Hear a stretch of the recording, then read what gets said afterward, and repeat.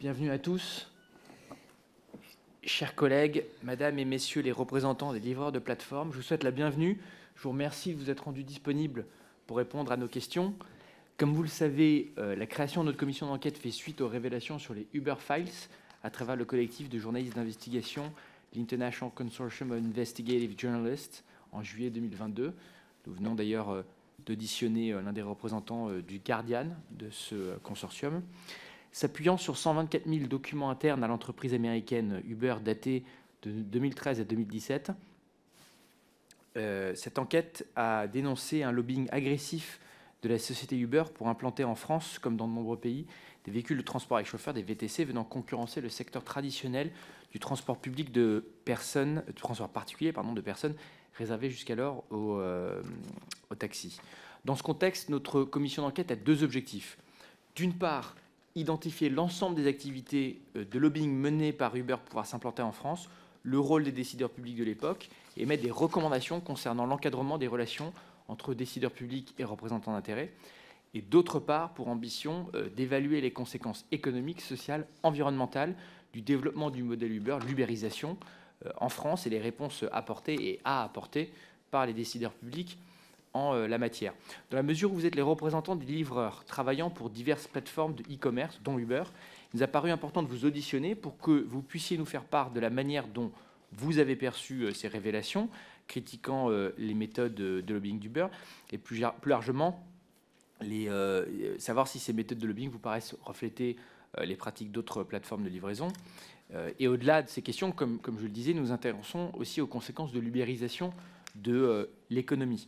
Et plusieurs d'entre vous ont créé ou ont adhéré à des syndicats, des collectifs pour faire valoir leurs droits. Et donc dans ce cadre, on serait intéressé de savoir si vous pouvez nous indiquer si vous êtes défenseur du statut d'indépendant des livreurs de plateforme ou si vous plaidez davantage pour un statut de salarié. On connaît le débat qui agite la France, mais aussi d'autres économies sur ce sujet. On va en parler bien évidemment avec vous ce matin. Si vous pouvez aussi nous indiquer comment s'organise le dialogue social des travailleurs des plateformes de livraison et votre perception du rôle de l'ARP, l'autorité des relations sociales des plateformes d'emploi. Nous sommes aussi à votre écoute pour connaître les recommandations qui vous sembleraient nécessaires de mettre en œuvre pour améliorer la transparence dans les relations entre les lobbies et les décideurs publics et puis pour mieux réguler le secteur des plateformes d'emploi. Je rappelle que cette audition est ouverte à la presse et qu'elle est retransmise en direct sur le site de l'Assemblée nationale.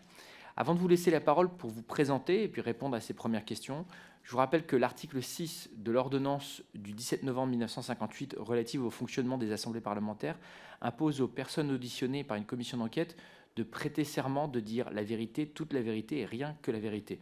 Donc je vais vous inviter l'un après l'autre à lever la main droite, activer votre micro et dire je le jure. On va peut-être commencer par Monsieur Pinault et puis on ira jusqu'au bout.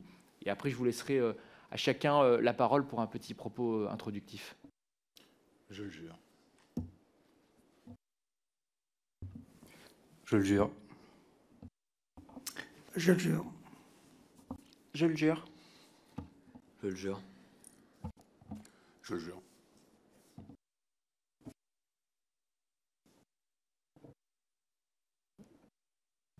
Ah, pardon, j'avais plus allumé mon micro. Si je puis me permettre, on vous présente nos excuses, mais il y a un moment où on sera peut-être amené à faire une interruption de séance pour aller voter dans l'hémicycle. Hein, donc désolé si à un moment donné, de manière impromptue, cette audition s'arrête pendant quelques instants. Monsieur Jérôme Pimot pour le CLAP, peut-être que vous commencez... Ouais, je vous propose effectivement de commencer par Monsieur Pinault et puis après d'avoir un propos introductif de chacun et puis après on passera aux questions.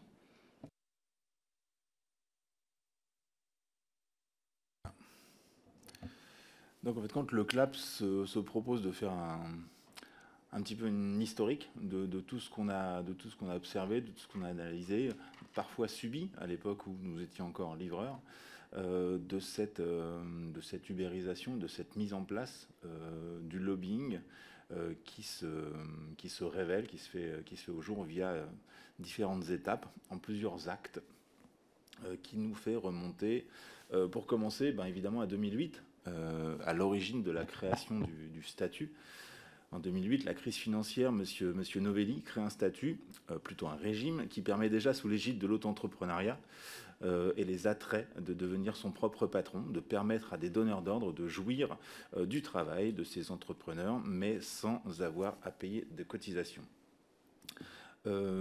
2008, en fin de compte, la création de ce statut, de ces plateformes, on va dire, repose sur l'espèce, on va dire, d'argent magique qui a découlé de la crise financière de 2008 pour sauver les institutions financières. On parlait à l'époque de 700 milliards. 700 milliards, donc, que ces plateformes, que ces premiers acteurs ont pu bénéficier pour créer ces plateformes qui, souvent, ne reposaient sur pas grand-chose, si ce n'est des idées parfois farfelues, comme de réinventer le taxi en 2000 et quelques, 2008, 2010.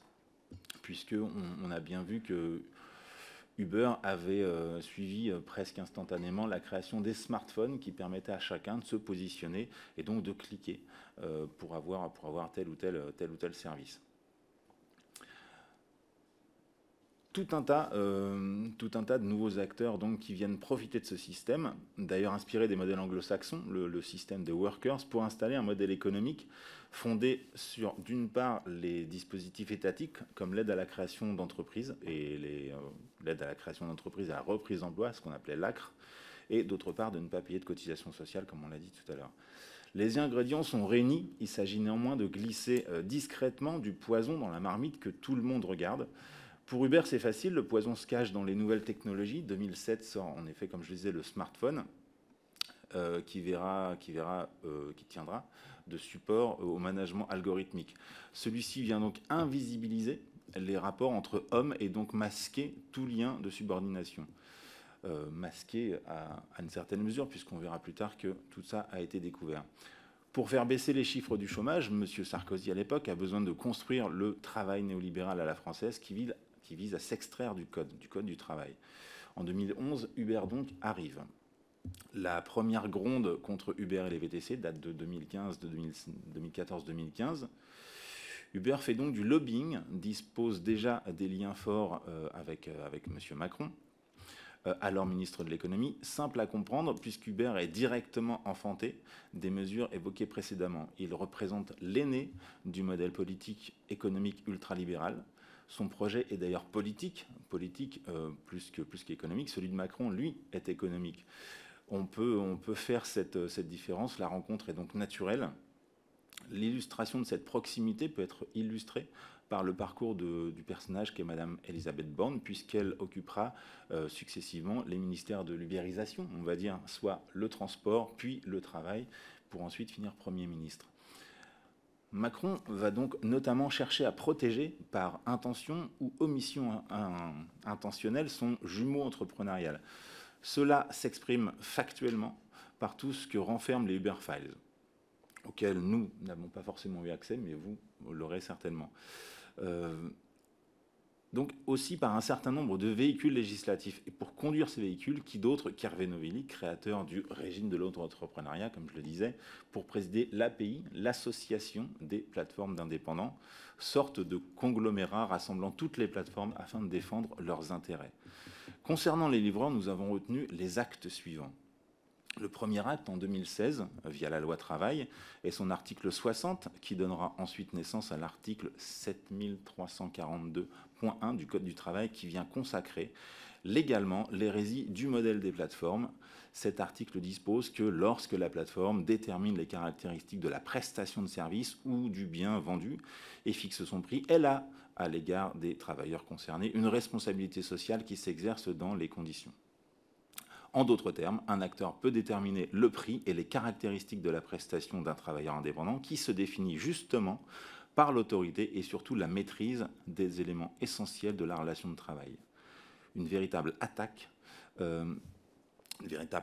au droit du travail légalement formée par la rencontre de deux volontés sur le prix de l'objet de la Convention. Une porte ouverte qui démontre que la plateforme écrit la loi et donc qu'Uber est un acteur politique et non pas économique pour la simple raison qu'ils ne gagnent pas d'argent, mais qu'ils en perdent, et même beaucoup, comme souvent les partis politiques. Le deuxième acte nous arrive en 2018, avec la loi pour la liberté de choisir son avenir professionnel du 5 septembre 2018, la loi numéro 2018-771. L'amendement 2072 porté par Aurélien Taché, à l'époque LREM, dorénavant NUPES, dispose, sous les jolis contours de la sécurisation de la relation de travail avec les plateformes, que celles-ci ont la possibilité d'établir seules une charte jointe au contrat de travail qui définirait un cadre légal pour autant que cette charte unilatéralement rédigée et facultative ne puisse constituer un indice de subordination devant le juge. Le troisième acte, en 2019, via la loi d'orientation des mobilités. La loi reprise mot pour mot, la LOM, reprise mot pour mot donc des chartes Taché, précédemment citées, mais un ajout de taille vient miraculeusement s'insérer la juridiction dédiée. En effet, la charte nouvelle version prévoit que les circonstances de rupture de la relation de travail dépendant du TGI et plus du Conseil des prud'hommes. L'article 7342-9 dispose « Tout litige concernant la charte relève du tribunal de grande instance à l'exclusion de tout autre recours contentieux ou administratif ». En d'autres termes, la charte vient ici diluer tout risque de requalification en écartant le plus possible les juridictions prud'homales dont la lecture d'une relation de travail s'apprécie au regard des conditions dans lesquelles elle s'effectue indépendamment du nom ou des qualificatifs du contrat, là où un juge de droit commun ne regarde pas. Cette juridiction dédiée constituait donc un premier filtre anti-requalification. Et puis l'acte 4, en 2020, via la mission Frouin. La mission Frouin, mandatée par le Premier ministre Édouard Philippe, est chargée de formuler les recommandations en matière de statut, de dialogue social et de droits sociaux liés aux plateformes numériques de travail afin de sécuriser les relations juridiques. Encore cet odieux élément de langage. Et les travailleurs sans remettre en cause la flexibilité apportée par le statut d'indépendant. Le rapport écartait la création d'un tiers-statut relatif aux travailleurs des plateformes tout en préconisant un dialogue social spécifique géré par une autorité de régulation de dialogue social qui finalement deviendra une autorité de relation, ce qui change beaucoup de choses. On peut là aussi facilement supposer que les plateformes n'aient guère goûté le terme de régulation. Le cinquième acte via l'ARP, donc, ou l'utilitarisme de l'échec. Un échec malgré les énormes moyens du gouvernement, des plateformes et des plus importantes confédérations syndicales. Le rapport Frouin avait émis des recommandations sur le dialogue social. Il faut savoir que ce dialogue social n'est pas autre chose que le nouveau cadeau empoisonné des plateformes. C'est d'ailleurs Deliveroo qui en est à l'initiative, puisque son ancien directeur des affaires publiques, Louis Le Pioufle, ancien membre du cabinet d'Axel Lemaire, tentait d'éteindre les feux qui menaçaient cette plateforme par des actions visant à restaurer son image. L'une d'elles fut donc d'élire parmi les travailleurs Deliveroo des représentants chargés ensuite de siéger à ce qui fut nommé à l'époque le Forum Deliveroo. Des élections obscures basées sur un nombre assez ridicule de votants, là encore, 10% des votants sur 15% des électeurs. Dans le prolongement des recommandations du rapport Frouin sur le dialogue social, est nommée la Task Force qui prendra le nom de son président, Mettling. Le lobbying ne s'encombre là plus avec l'ombre, puisque Bruno Mettling est un haut fonctionnaire, reconverti comme nombre d'entre eux en haut responsable, tantôt à la Banque Populaire, puis chez Orange. Il est donc aisé pour un lobbyiste d'aller chercher quelqu'un comme lui dans le sérail, d'autant plus aisé que M. Mettling, via son cabinet de conseil Topix, a notamment été consultant pour Uber. Nous avons participé aux réunions d'élaboration de l'ARP jusqu'à nous apercevoir dans le décret 2021-1461 du 8 novembre 21 relatif à l'ARP que tout ceci n'était qu'une vaste supercherie. Supercherie, pourquoi? Je vais laisser la parole peut-être à Édouard, qui va rentrer dans le détail de tout ce qui est ordonnance et articles. Merci Jérôme. En effet, à partir de ce moment-là, on a, si vous voulez, tout un tas de textes entre ordonnances et décrets qui vient justement diluer un peu les contours que prennent le lobbying et qui est illustré par justement la présidence de l'ARP par Bruno Mettling. On a d'abord l'ordonnance du 21 avril 2021 qui établit tout d'abord que c'est au gouvernement de décider par ordonnance de l'ordre du jour et du calendrier du dialogue social. Ce qui va, si vous voulez, à l'encontre même des principes du dialogue social. D'après l'article L7345-1, l'ARPE est une autorité administrative. Elle doit réguler les relations entre les plateformes et les travailleurs ayant signé un contrat commercial. Pourtant, on peut se poser la question, comment une autorité administrative peut-elle réguler des relations qui sont par nature commerciales et qui relèvent d'un contrat commercial et donc d'une juridiction commerciale? C'est un premier indice qui nous a un petit peu inquiété avec notre collectif. L'article L7343-14 dispose, entre autres, qu'une demande d'autorisation de rupture d'un contrat commercial, donc là entre un représentant de travailleurs qui siège à l'ARPE, est adressée à l'autorité des relations sociales des plateformes d'emploi, encore une fois, que vient faire une autorité administrative dans la rupture d'un contrat commercial. Le décret numéro 2021-1461 du 8 novembre 2021 continue, si vous voulez, à nous inquiéter, puisque dans son article R7345-3, grand 1, il est notamment énuméré que le conseil d'administration de l'ARPE délibère notamment sur, avec un petit 8, les actions en justice et les transactions. On trouve la formule quelque peu alambiquée. Déjà, qu'est-ce qu'on entend par délibérer? Et surtout, est-ce vraiment l'endroit idoine? Ne chercherait-on pas ici à donner au conseil d'administration des outils pour désamorcer des conflits devant les tribunaux? Dans la sous-section 2 de ce décret, c'est un peu technique, mais je suis désolé, c'est très factuel, la direction de l'autorité des relations sociales des plateformes d'emploi, article R7345-10, relatif aux responsabilités du directeur général, cette fois-ci, petit 9, il autorise la rupture du contrat commercial des représentants désignés en application de l'article L7343-13. Outre l'empiètement de l'autorité administrative sur du droit commercial, on peut se poser la question, est-ce qu'il est directeur général ou est-ce qu'il est juge? Ensuite, on a l'ordonnance du 6 avril 2022 qui, dans sa sous-section 6, relative à l'homologation des accords collectifs de secteur, dispose que l'ARPE est chargé d'homologuer les accords de secteur. On peut se poser aussi la question, pourquoi est-ce que cette tâche n'incombe-t-elle pas finalement à l'administration du travail, tout simplement? Tout comme à l'article 3, la modification de l'article L7345-1 du Code du travail, petit 7, qui propose une médiation en cas de différend opposant un ou plusieurs travailleurs indépendants aux plateformes. Quel est là aussi le problème avec l'administration générale, le médiateur de la République, le médiateur des entreprises, par exemple? Donc la première conclusion que l'on fait de tout ça avec notre collectif, c'est qu'en fait, ça nous rappelle ce que disait Jérôme tout à l'heure avec les chartres tachées et la mise en place de cette juridiction dédiée et ce premier filtre anti-qualification. Donc là, ça vient, si vous voulez, vraiment semer le doute dans nos esprits et sur le bien fondé de cette mission, le bien fondé aussi de ce dialogue social qui est très très mal parti. Ensuite, on a eu, lors des échanges avec la Task Force Mettling, donc Bruno Mettling, l'un des principaux sujets, on va dire, les plus cruciaux, qui visait la protection sociale des travailleurs des plateformes. On a beaucoup débattu avec M. Mettling sur ce sujet. M. Mettling, pour vous résumer la situation, voulait que la protection sociale soit prise en charge par les plateformes.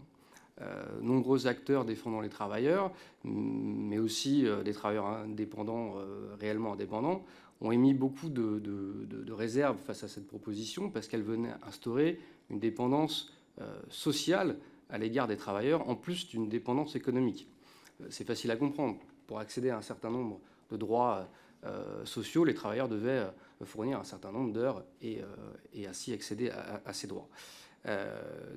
Donc, on s'est beaucoup battu. Finalement, M. Mettling a reconnu cette possibilité de dépendance sociale qui venait s'ajouter à la dépendance économique et avait décidé de laisser tomber cette mesure. Sauf que, au tout dernier moment, encore une fois, ça vient démontrer là aussi le lobbying des plateformes, dans le PLFSS 2022, il y a eu un amendement du gouvernement déposé vraiment en dernière minute qui venait, si vous voulez, contredire les engagements de M. Mettling et forcer l'intégration de la prise en charge de la protection sociale par les plateformes. Donc c'est un petit peu une deuxième conclusion qui venait rompre une confiance déjà toute relative et qui constituait donc un second indice de déloyauté de la part de cette autorité et surtout un énième acte du gouvernement qui traduisait justement un lobbying important de la part des plateformes. Voilà, je ne sais pas si Jérôme, tu as envie de reprendre la parole. Ben oui,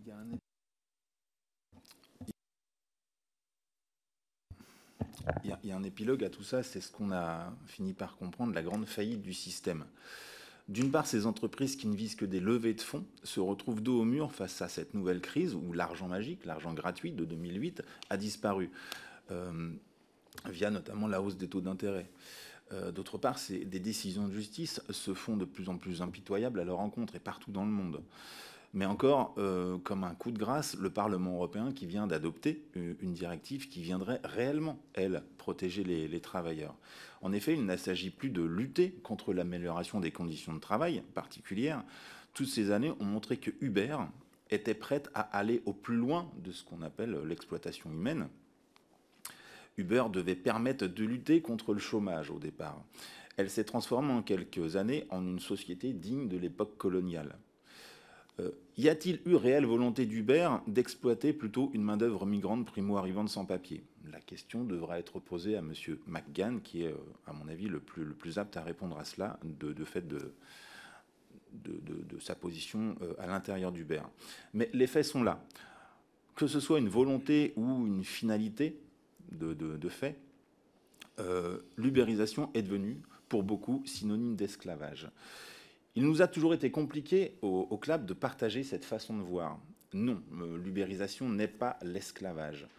Cependant, elle a fini par s'apparenter davantage à un système qui lui a succédé à l'esclavage après son abolition en 1848. Ça s'appelait l'engagisme. La définition de l'engagisme, qui est un terme qu'on a perdu l'habitude d'utiliser, c'est l'abolition. C'est défini comme tel. L'abolition progressive de la traite de l'esclavage dans les colonies européennes conduit les autorités à faire appel à des travailleurs étrangers en Asie ou en Afrique pour satisfaire les besoins en main-d'œuvre des colonies. Ainsi, par le biais du système de l'engagisme, plusieurs millions de travailleurs émigrent pour les colonies européennes d'Amérique, du Pacifique ou de l'océan Indien. En échange de la promesse d'une vie meilleure, ils signent un contrat d'engagement dont la durée varie selon l'origine et la colonie d'accueil. Souvent comparé à la traite, ce système dont les abus sont visibles s'étend progressivement à la veille de la Première Guerre mondiale. C'est tiré d'une analyse de Virginie Chailloux-Atrousse qu'on retrouve facilement. Et parce que cette traite est devenue très visible chez Uber, le gouvernement a encore fait acte non plus de lobbying, mais de protection vis-à-vis de la plateforme californienne. Aussi, afin que Uber ne soit pas inquiété par les futures mesures répressives de la loi Asile-Immigration, il a été demandé à Uber par le gouvernement de procéder à ce qu'on va appeler une purge massive des livreurs sans papier. La future loi prévoit en effet une nouvelle amende administrative de 4 000 € maximum par salarié, on va dire travailleur, doublée en cas de récidive, qui sanctionnera les employeurs qui abusent de travailleurs irréguliers. C'est plusieurs milliers de travailleurs sans papier qui se sont donc retrouvés du jour au lendemain sans moyens de subsistance. Travailleurs qui se voient maintenant obligés de lutter contre une politique qui vise à faire passer leur engagisme d'un état de fait à un état de loi. La future loi Asile-Immigration détaillant bien comment les promesses de régularisation ponctuelle d'un an visera à institutionnaliser ce néo-engagisme dans certains métiers. Et même si Uber ne devrait pas être concerné ici, la livraison étant loin d'être un secteur essentiel et en tension, il est difficile de ne pas voir que cette société aura été précurseur de ce nouveau modèle. Il incombe donc à cette commission de bien comprendre et synthétiser plus de 10 ans d'un lobbying hyper prédateur, anticonstitutionnel et antisocial. Comme nous l'avons démontré sous l'ère Macron, qui remonte bien avant sa présidence, le lobbying ne révèle plus de la simple influence, mais du mandat, voire de l'aveu de complicité. Je vous remercie.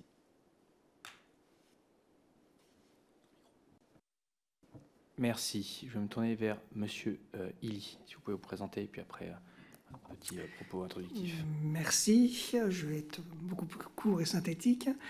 La Fédération nationale des auto-entrepreneurs, qui a vu le jour en 2009 avec la création du régime du même nom, a été reconnue en 2021 comme la 3e organisation professionnelle représentative des travailleurs indépendants.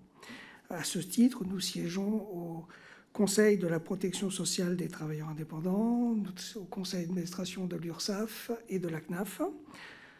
Aujourd'hui, fort de nos 80 000 membres, nous sommes la première organisation représentative des auto-entrepreneurs. Par ailleurs, depuis 2015, la Fédération gère et administre l'Observatoire de l'ubérisation, que l'on retrouve sur ubérisation.org, qui est devenu avec le temps le site de référence concernant l'ubérisation dans différents secteurs de l'économie française. En tant que représentants auprès de l'ARPE, nous travaillons pour l'instauration d'un dialogue constructif avec les plateformes concernant l'amélioration des conditions d'exercice des activités à la fois des livreurs et des VTC, puisque nous siégeons des deux côtés. Concernant les travailleurs indépendants qui utilisent les plateformes de mise en relation, nous sommes attachés au fait qu'ils soient bien considérés comme des travailleurs indépendants. Pour la plupart d'entre eux, le volume de leur activité dépendant exclusivement des plateformes, il est donc essentiel que des aménagements spécifiques à ces catégories de travailleurs indépendants soient discutés et mis en place pour leur permettre de rééquilibrer, si je puis dire, la relation avec les plateformes. Nous sommes parfaitement conscients qu'il y a eu dans ce secteur de nombreuses dérives, des abus de position dominante et de la part de certaines plateformes, et je précise bien de certaines plateformes.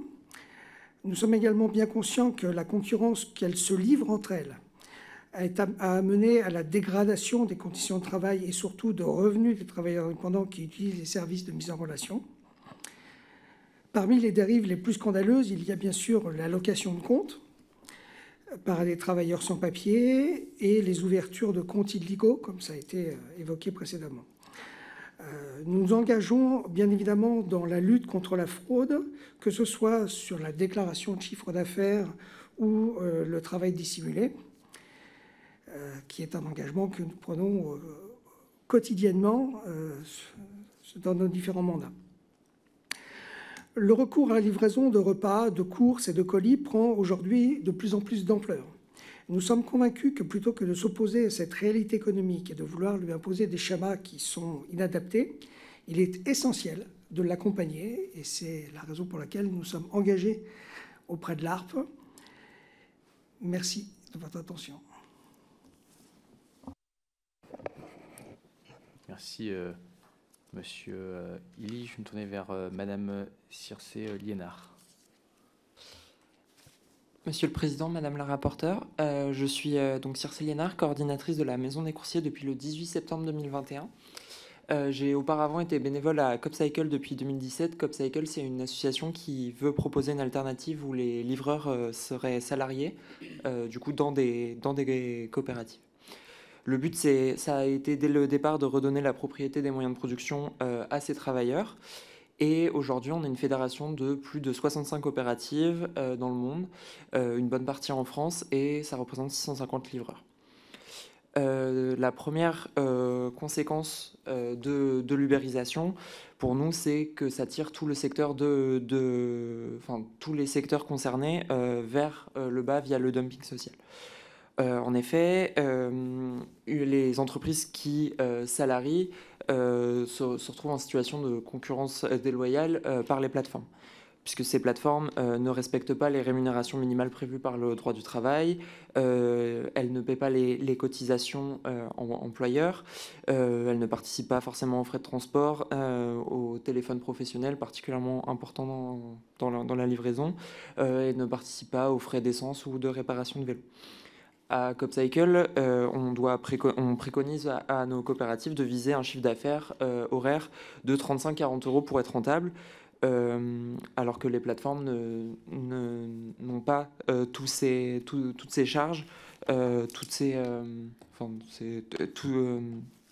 tous ces coûts. Elles ne payent que la course, pas le temps d'attente. Elles n'ont pas à respecter des rémunérations, elles n'ont pas à respecter le SMIC horaire.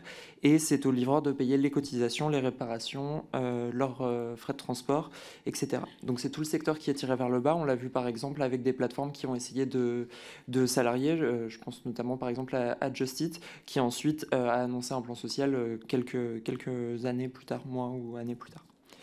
Pour revenir sur la Maison des Coursiers, c'est un lieu qui a ouvert en septembre 2021. C'est un lieu qui permet tout d'abord de se reposer pour les travailleurs. Ils peuvent prendre un café, aller aux toilettes, recharger leur batterie de vélo par exemple. L'essentiel de mon travail, c'est aussi d'aider ces travailleurs dans leurs différentes démarches, principalement l'URSSAF pour les aider dans les différentes difficultés qu'ils peuvent rencontrer, mais aussi l'ouverture des droits de santé à la sécurité sociale, ou par exemple pour payer les impôts, ce qui est un formulaire spécifique quand on est auto-entrepreneur. Je peux aussi les aider à trouver un emploi salarié. 80% des personnes que je reçois préféreraient être salariés s'ils en avaient l'occasion. Et on a aussi des permanences syndicales avec notamment le syndicat Sud Commerce et Services et la CNT-SO. Dans le cadre de cette activité, j'ai reçu 690 livreurs ubérisés et j'ai 690 et j'ai la possibilité de témoigner d'une part de leur réalité, de ces travailleurs que j'ai reçus. 75% travaillent au moins 6 jours par semaine et 56% travaillent entre 9 et 12 heures par jour. Sachant que le temps de travail s'allonge puisque les plages de livraison ne font que s'allonger. On peut maintenant se faire livrer un petit déjeuner, ce qui n'était pas forcément possible il y a quelques années. Au niveau des revenus, 80% des livreurs accueillis touchent moins de 1 500 € bruts par mois en moyenne. Il faut enlever à ça jusqu'à 22% de cotisation URSSAF. Ça peut être un peu moins les premières années avec l'ACRE. Et il faut ajouter tous les frais que cette activité entraîne. La réparation du vélo si on roule à vélo, l'essence par exemple pour le scooter. Pour ceux qui livrent à scooter, et avec un revenu pareil, on peut pas se loger à Paris ou en proche banlieue, et donc il faut rajouter au moins le forfait Navigo. Dans cette population, il y a une part très importante de sans-papiers, c'est le trois quarts des personnes que je reçois. Il faut savoir que ces sans-papiers donc travaillent beaucoup, c'est ce que les statistiques le montrent, 75% travaillent au moins 6 jours par semaine. Pour la plupart, ils sont en France depuis assez longtemps. 80% est en France depuis plus de 3 ans et 28% depuis plus de 5 ans. 56% ont livré pendant le confinement, ce qui a permis d'atténuer les effets des mesures d'éloignement, des mesures sanitaires pour les Français en leur permettant de se faire livrer, d'apporter un peu de changement à leur quotidien.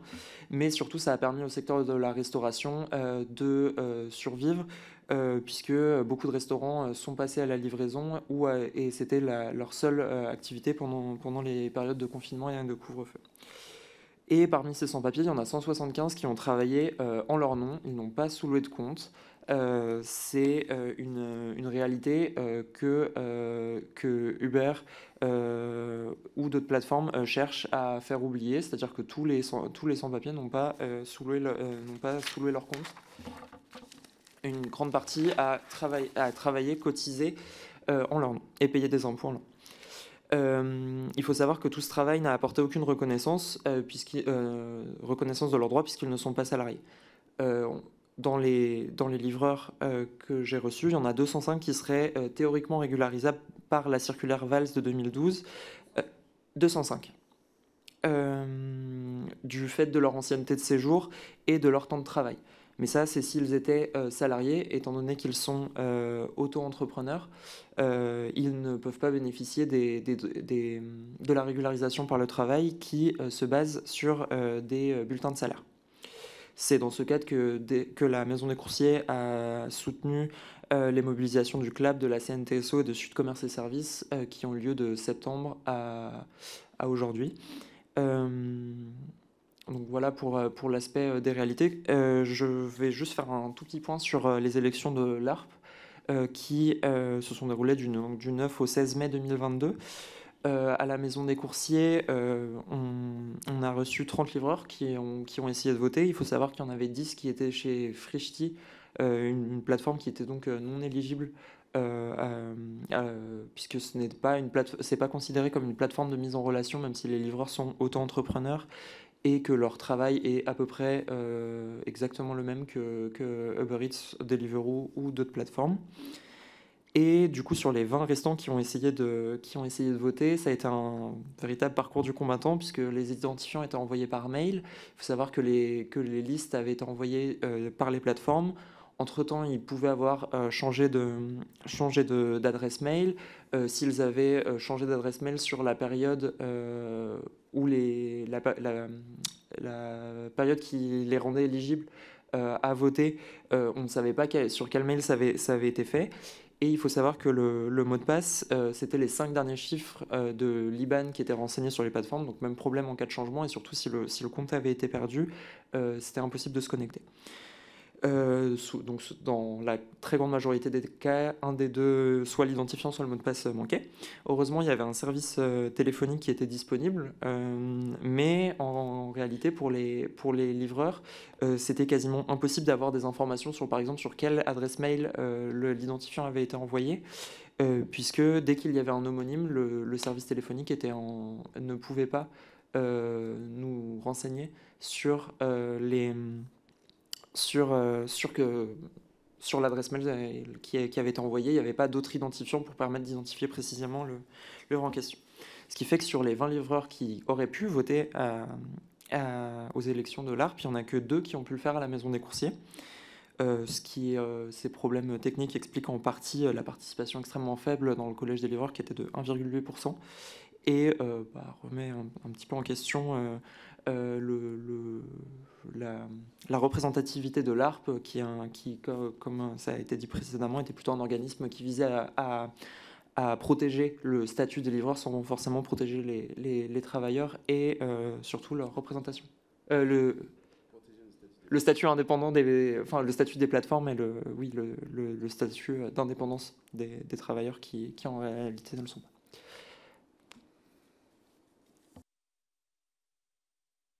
Merci beaucoup. Je vais me tourner vers M. Ludovic Rioux. Bonjour.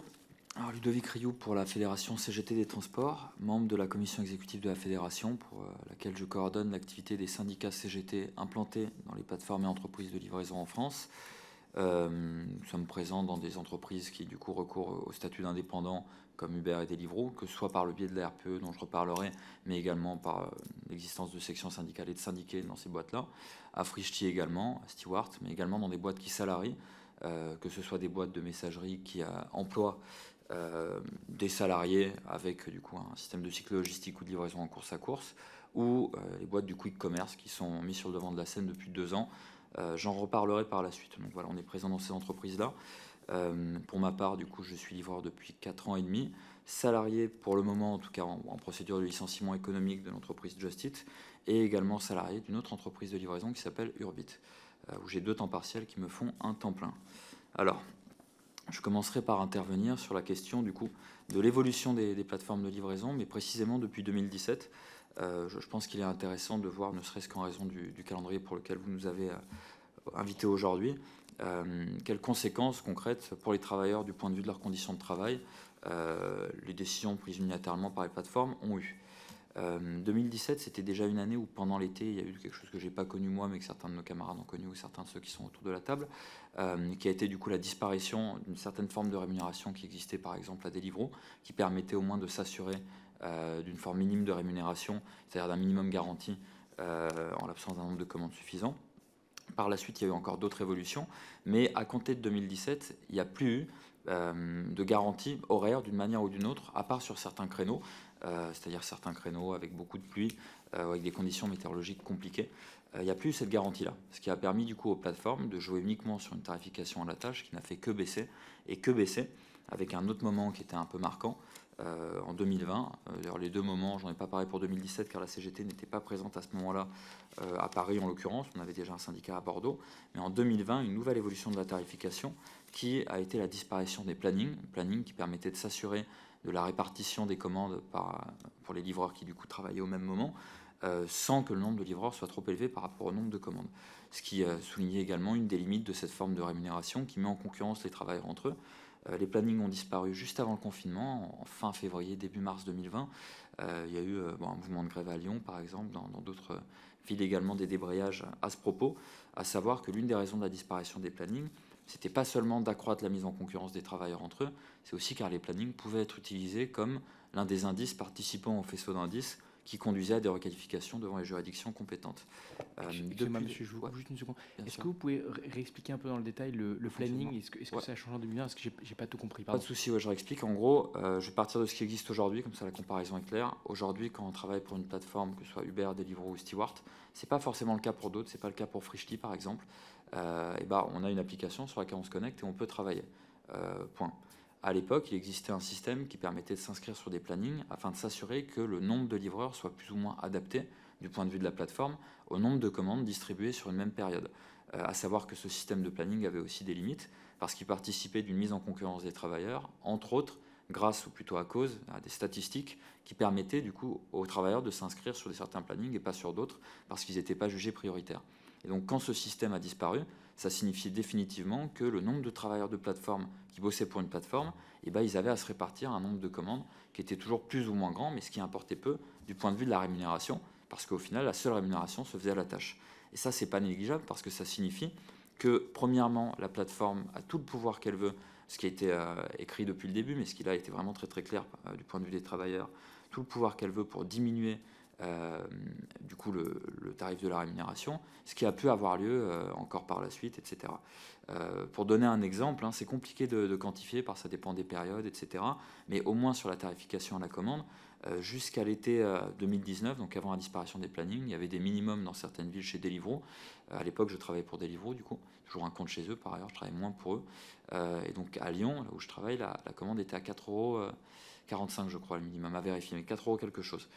Aujourd'hui, avec cette disparition de ce minimum-là et des plannings, on a des commandes qui sont dans les 2 € et quelques. Donc ça veut dire qu'on peut enchaîner un nombre de commandes important, mais en fait, on va très difficilement pouvoir avoir un revenu qui est décent.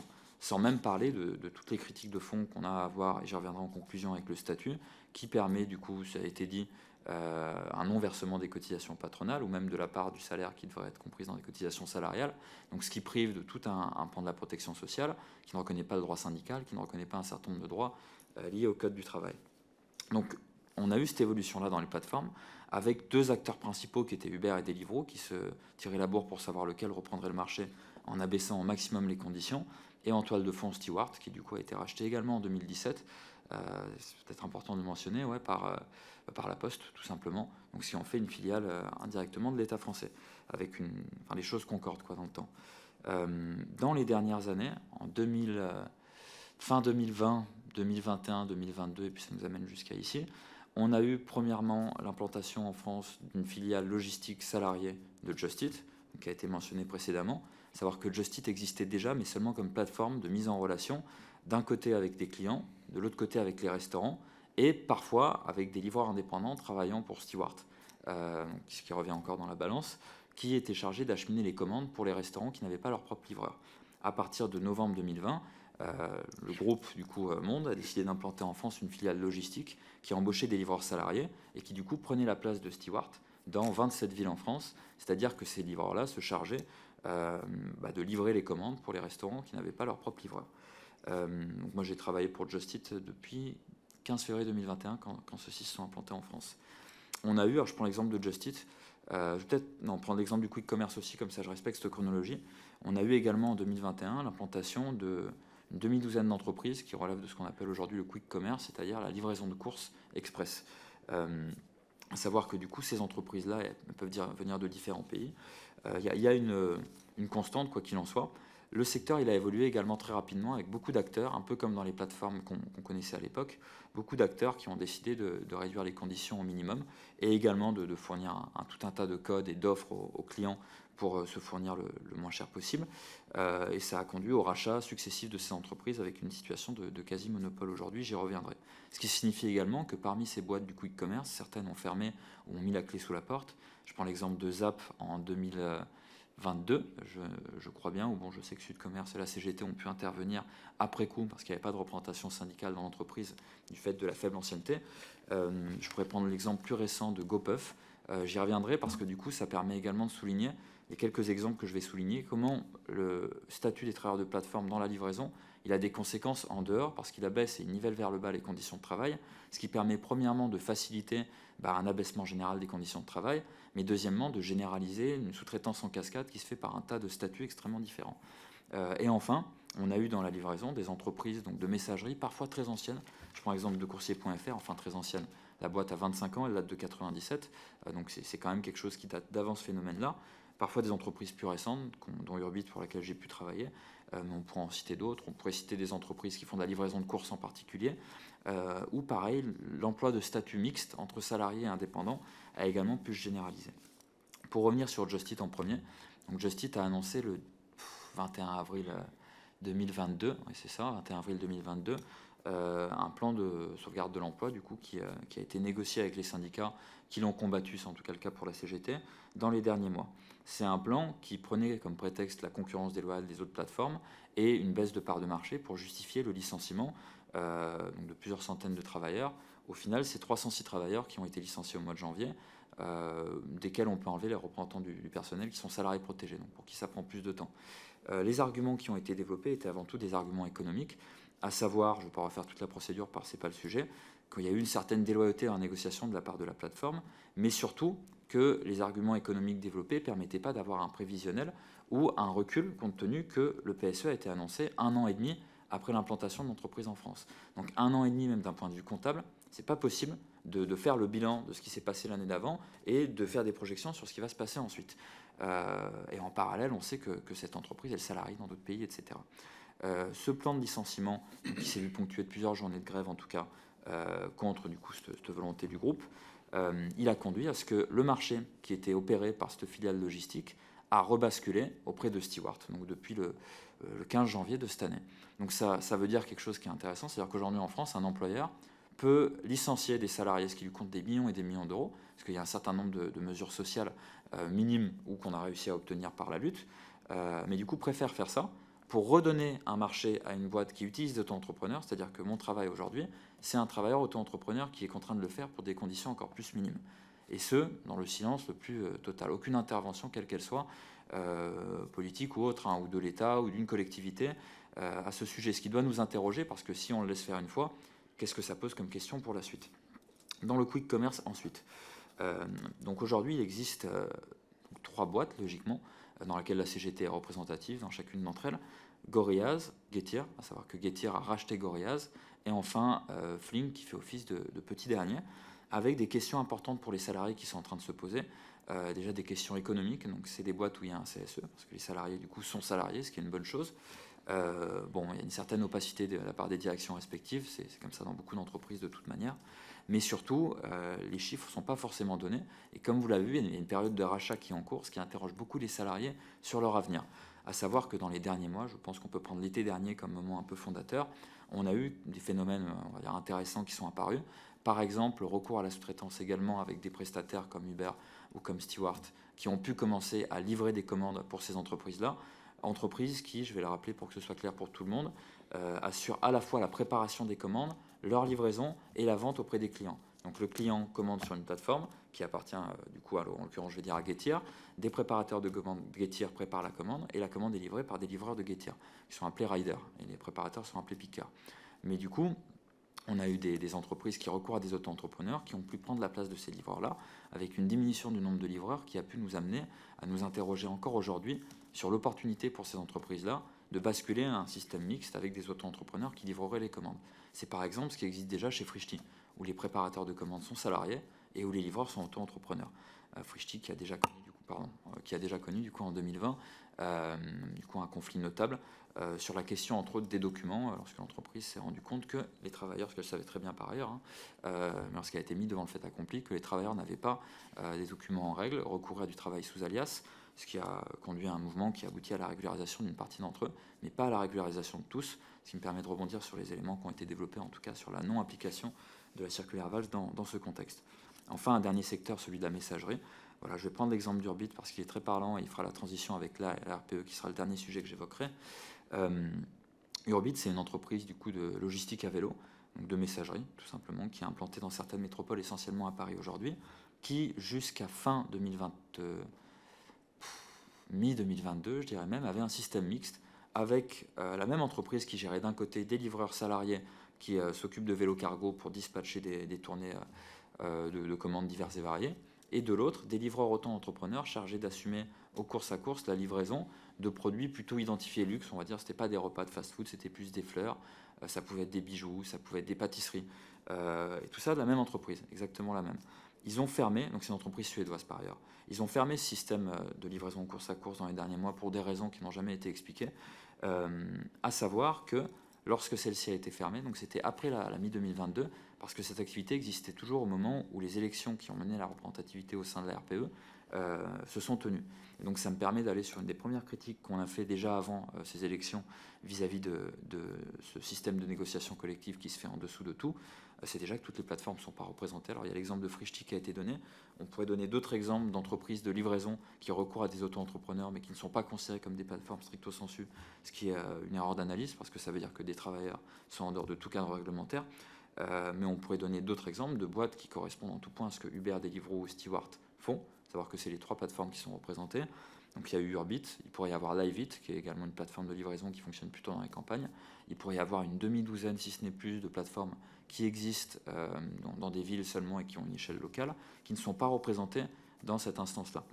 Ce qui signifie que leur patronat n'est pas représenté au sein du syndicat patronal avec lesquels les négociations se font, et que dans le cadre d'un accord collectif de branche qui viendra être signé, ce qui est le cas chez les VTC où la CGT n'est pas représentée par choix, et ce qui n'est pas le cas dans la livraison pour le moment, et bien, du coup cet accord ne s'étendrait pas à ces entreprises-là. Donc ça c'est un premier bémol. Le deuxième bémol, il est relatif aux élections. La CGT a dénoncé dès le lendemain des élections ce qui a été un véritable fiasco, mais qui était en fait plus ou moins écrit, pour les éléments qui ont déjà été explicités, c'est-à-dire la difficulté d'accéder au vote pour un tas de raisons essentielles. Comme elles ont déjà été données par quelqu'un d'autre, je ne vais pas m'y étendre. Le deuxième aspect qui est intéressant là-dessus, c'est que les conditions d'ancienneté qui étaient demandées étaient en tout point en décalage avec la réalité du travail dans les plateformes, qui est un travail très précaire, où on demandait des conditions d'ancienneté qui faisaient que tout un pan des livreurs ne pouvait de toute manière pas voter, c'était impossible.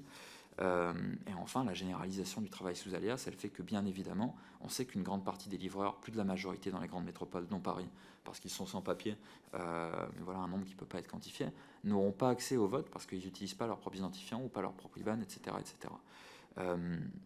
Ça, c'est des éléments qui étaient connus, mais qui ont été laissés de côté. Alors, on pourrait dire que c'est la même chose dans les boîtes qui salarient. Quand on travaille sous alias dans une entreprise, on peut voter pour le CSE.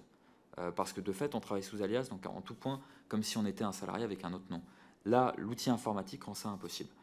Donc aujourd'hui, ces négociations, elles ont lieu. Peut-être avant de parler des négociations et de vous donner du coup une point de vue de la CGT, et puis c'est des éléments qui sont très récents, donc vous ne pourrez pas y avoir accès autrement. Le dernier élément de vigilance par rapport à la RPE, c'est que le texte a été écrit de telle sorte à pouvoir être généralisé pour n'importe quelle plateforme par la suite, même une plateforme d'emploi qui ne soit pas une plateforme de transport. Et ça signifie que les organisations syndicales qui sont représentatives, comme le patronat qui défend ses intérêts, ont une responsabilité qui est extrêmement importante parce que ce qui se fait maintenant pourra être utilisé par la suite en fonction de la directive européenne et du rapport de force national, avec les travailleurs comme du rapport de force politique, pourra être utilisé comme norme. C'est pour ça que ça nous interroge énormément. Et qu'est-ce qu'on a comme problème de fond avec cette négociation aujourd'hui, en plus de ce qui a été évoqué? Déjà le fait que c'est une négociation qui se fait sans plancher. C'est le principe. Il n'y a pas de code du travail, il n'y a pas de convention collective déjà existante. Sauf que le souci, ça signifie que le rapport de force dans la négociation, il ne dépend de rien d'autre que de la capacité à s'organiser. D'un côté, le patronat, 3 boîtes extrêmement centralisées, et de l'autre, plus de 80 000 travailleurs. Donc un rapport de force qui est extrêmement défavorable de fait, et ce qui surtout signifie que les plateformes peuvent faire des propositions qui se font en dessous de tout, y compris en dessous de normes d'ordre public, parce que ce sera toujours mieux qu'aujourd'hui, c'est-à-dire rien du tout. Et ça, c'est pas entendable. Le deuxième souci de fond qu'on a avec cette négociation, c'est que lorsque les organisations syndicales, essentiellement la CGT, ont demandé des informations utiles à la négociation, des informations économiques, mais aussi des informations sur les algorithmes, sur la tarification, le prix moyen d'une commande, le nombre de livreurs bloqués dans les dernières années, etc., on a eu une fin de non-recevoir, qui n'a jamais été justifiée par ailleurs. Donc pareil, comment une négociation peut se passer dans de bonnes conditions s'il y a une telle déloyauté dans la manière dont elle se déroule. Un autre aspect également, des pratiques qui nous interrogent, par exemple une demande de confidentialité des échanges qui a été formulée par l'association patronale. Je le rappelle, c'est l'API qui a été précédemment citée, c'est la seule organisation représentative pour le patronat des plateformes de livraison. Je ne parle pas des plateformes de VTC. Et enfin, ça c'est notre inquiétude principale à la CGT, il est évident que ce processus a été créé pour sauvegarder le statut d'auto-entrepreneur et pour éviter que celui-ci soit attaqué du point de vue des plateformes et du gouvernement qui aujourd'hui les soutient dans cette démarche. Ça se matérialise déjà par les textes, mais également par la manière dont cette négociation se déroule. L'objectif de notre point de vue pour les organisations patronales et pour l'API, c'est d'entériner par la négociation collective et donc avec l'assentiment de certaines organisations syndicales, l'existence d'un statut qui de fait n'est pas le statut de salarié et n'est pas le statut d'indépendant classique. Et par ces négociations, on vise à créer du coup un précédent qui fera que, à tout jamais, ça c'est la vision de l'API, c'est pas la nôtre parce que tout peut être amené à changer, mais que à tout jamais, regardez, ces travailleurs, ils sont pas comme les autres et même leurs représentants sont d'accord là-dessus. C'est ça un peu l'analyse qui est donnée par l'API. Et c'est quelque chose qui a eu lieu dans d'autres pays, En Belgique, en Grande-Bretagne, il y a eu des négociations qui ont été ouvertes en dehors de tout cadre légal, parce que ce n'est pas des pays où la négociation collective est encadrée comme la nôtre, la culture syndicale est différente également, mais il y a eu des négociations ouvertes avec comme objectif de s'assurer de l'assentiment des organisations syndicales dans l'existence d'un statut intermédiaire. Ce qui se passe à la RPE, c'est exactement la même chose. C'est l'une des réserves qu'on a émises depuis les premières réunions de négociation en octobre, et surtout à partir de novembre, une fois qu'on s'est rendu compte de cette réalité qu'on présumait. Et c'est très présent, par exemple, une proposition d'accord qui nous a été faite note en préambule que tous les signataires s'accordent sur le fait que le statut d'indépendant soit le bon statut qui doit être donné aux travailleurs de plateforme. Donc ça signifie que la réalité de cette négociation, c'est ça, à savoir que le ministère, qui est représenté au sein de la RPE, ne prend pas une position différente, voire même ne prend pas position, mais comme on l'a précédemment dit, quand le rapport de force est aussi défavorable, ne pas prendre position, c'est prendre position. Pour conclure, pour toutes ces raisons-là, CGT, on se prononce contre l'existant du cadre réglementaire qui encadre le travail dans les plateformes. Je ne vais pas répondre selon les formulations que vous nous avez faites, ce n'est pas qu'on est pour le salariat ou pour l'auto-entrepreneuriat, c'est qu'aujourd'hui, qu'on le veuille ou non, les travailleurs de plateformes de livraison sont des salariés. C'est une réalité. Il y a une situation d'exploitation vis-à-vis d'un capitaliste qui est la plateforme. Il y a une décision qui est prise unilatéralement de la part des plateformes de tous les aspects relatifs au travail, mais en revanche, il n'y a aucun droit qui vient compenser l'existant. Et du coup, ces négociations viennent le montrer. Le nivellement par le bas, le dumping social qui a lieu dans tout le secteur du dernier kilomètre viennent le souligner également, et les conséquences concrètes que ça a pour les travailleurs, qui vont de la faiblesse des revenus jusqu'à des accidents en série, jusqu'à des décès au travail qui aujourd'hui sont complètement banalisés. Je me permets aussi de le dire, il y a encore eu un décès début février, c'est 2 articles de presse, donc un dans le Parisien et un dans actu.fr, c'est tout, c'est pour dire où on en est aujourd'hui. Et tout ça cause dans ce nivellement par le bas. Donc aujourd'hui, la CGT se prononce pour que les travailleurs de plateforme aient les mêmes droits que les autres travailleurs et que ça ne vienne pas impacter tout un pan de l'économie et par la suite le monde du travail dans son ancienneté. Ce qui, pour le coup, relève à la fois d'une bataille politique mais également économique parce que ça nécessite que les travailleurs de plateforme eux-mêmes soient organisés et c'est bien pour ça qu'on est là aujourd'hui. Je vous remercie. Merci beaucoup à vous. Juste une petite question de précision avant de me tourner vers M. Koita. Ce que vous avez indiqué au début sur les évolutions en 2017, la disparition du minimum garanti horaire en 2020, la fin du planning, là ce sont des décisions des plateformes, c'est-à-dire c'est une évolution du business model ou ça relève du cadre de la régulation ? C'est une décision des plateformes, mais que nous on analyse comme dépendant également de certaines décisions juridiques, c'est pas le seul facteur, mais certaines qui ont pointé du doigt des rémunérations horaires ou les plannings ou des statistiques comme des éléments participant d'un faisceau d'indices allant vers la requalification. Mais c'est une décision des plateformes. D'accord, merci. Monsieur Koita, à vous. Oui, bonjour à toutes et toutes. Alors pour la Fédération Sud Commerce, beaucoup de choses ont été dites, donc du coup moi ça va me faciliter la tâche. Alors nous, la Fédération Sud Commerce, on couvre le champ des commerces et des services. Récemment, on couvre également les travailleurs des plateformes. Nous, on va intervenir surtout sur la relation des travailleurs et des différentes plateformes. Beaucoup de choses nous interpellent dans la relation entre les travailleurs et les plateformes. La première chose qui nous interpelle, c'est les conditions par lesquelles les travailleurs sont amenés à ouvrir leur compte, etc. cette concordance, que nous on considère, qu'on considère qu'ils n'ont pas été respectés par les plateformes. Alors, les plateformes ont par ailleurs déconnecté un grand nombre de livreurs à l'été 2022, en expliquant que ces mêmes livreurs étaient en situation administrative irrégulière. Il y a comme une forme d'hypocrisie là-dedans, parce qu'en fait, lorsqu'on regarde cette concordance, on a le téléphone, le numéro de téléphone, l'adresse mail, le CABIS. On a également le RIB, la carte d'identité, la photo et éventuellement la carte grise. Et lorsque la plateforme indique au livreur qu'elle a décidé de déconnecter parce que la situation administrative est irrégulière, on explique à ces fameux livreurs que la photo ne correspond pas avec la carte grise, ou le numéro de téléphone ne correspond pas, etc., etc.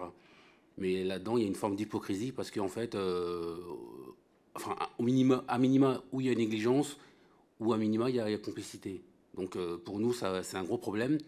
Et les situations qui ont des coûts, en fait, c'est aussi de la responsabilité des plateformes, parce qu'en toute connaissance de cause, elles ont cautionné tout ça. Et elles en ont eu des bénéfices d'ailleurs, parce que ces travailleurs qui ont travaillé pendant la première vague de Covid ont rapporté de l'argent à ces plateformes. Donc dès qu'elles en avaient plus besoin, c'était dehors, quoi. Également, ce qui nous pose un gros problème également, c'est tout ce qui concerne la protection sociale. Donc ces travailleurs-là, ils n'ont pas de protection sociale. Ils sont pas soumis au même régime que le travailleur salarié. Et ça, c'est un gros problème. Comme a pu l'indiquer le camarade de la CGT, il y a eu des accidents mortels. Il y en a eu deux récemment et quelques-uns les années précédentes. Donc ça, c'est plus tolérable. On ne peut plus accepter que ces gens-là travaillent au péril de leur vie, en fait. Donc ça, c'est plus possible. Il faut que ça change. Ce qui nous interpelle également, c'est aussi c'est par rapport à Uber. Uber, on s'interroge fortement sur, on va dire, la mansuétude qu'a l'exécutif envers Uber. Jusqu'où on va aller, jusqu'où on va tolérer tout ça. Il y a eu des condamnations qui ont été prononcées de mémoire en avril contre Deliveroo, en septembre 2022 contre Stuart, et quid de Uber. Est-ce qu'on va continuer à laisser tout ça perdurer et détruire des vies? Parce qu'en fait, aujourd'hui, c'est de l'humain qui est derrière. On peut plus laisser faire. Donc nous, à la Fédération, on préconise que soit mise en œuvre l'article 40 du Code de procédure pénale. Donc voilà, c'est plus possible pour nous. Voilà. Et j'ai un dernier point pour pas trop encombrer également. Les fameuses cartes italiennes, je ne sais pas si vous en avez entendu parler, c'est que beaucoup de travailleurs sans papier ont transité par l'Italie. Ces travailleurs-là qui ont transité par l'Italie ont eu des cartes italiennes. Et on se demande comment des travailleurs supposés être auto-entrepreneurs ont pu bénéficier de CABIS avec des cartes italiennes. Alors que normalement, il me semble que ce n'est pas possible. Il faut avoir une carte française pour pouvoir bénéficier du statut d'entrepreneur. Donc comment est-ce possible qu'un grand nombre de travailleurs sans papier a pu bénéficier d'un CABIS avec une carte italienne? Ça, c'est une question qui nous taraude. Et pour moi, à une si grande échelle, c'est de la complicité, en fait, je pense. Donc voilà, j'ai fait le tour pour le moment. S'il y a des questions sur d'autres points, j'y répondrai. Merci. Merci beaucoup à vous tous pour ces analyses et ces témoignages très intéressants. Moi, j'ai deux champs de questions que j'ouvre et vraiment, n'hésitez pas à répondre chacun. La première, vraiment pour rebondir sur le témoignage à l'instant de M. Coïtard, est-ce que vous avez le sentiment qu'il y a une... et je pose la question de façon un peu naïve à escient, mais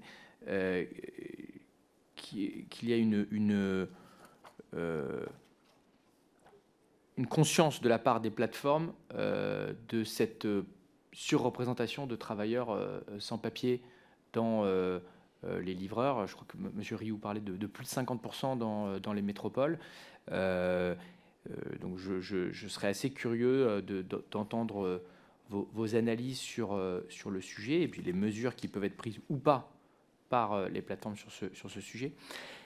Et ma deuxième question, c'est d'essayer d'avoir de votre part une forme un peu de portrait robot du livreur, c'est-à-dire que qu'est-ce qui vous paraît être la rémunération mensuelle moyenne, le volume horaire. Une autre question justement là-dessus, la part de livreurs qui travaillent pour plusieurs plateformes en même temps, puisqu'il me semble que ça joue aussi dans la question du débat entre indépendants salariés, que ce soit pour des VTC ou pour des livreurs. Voilà, c'est deux champs de questions sur lesquels vraiment j'ouvre à vous tous. N'hésitez pas, celui qui veut prendre la parole en premier sur le sujet.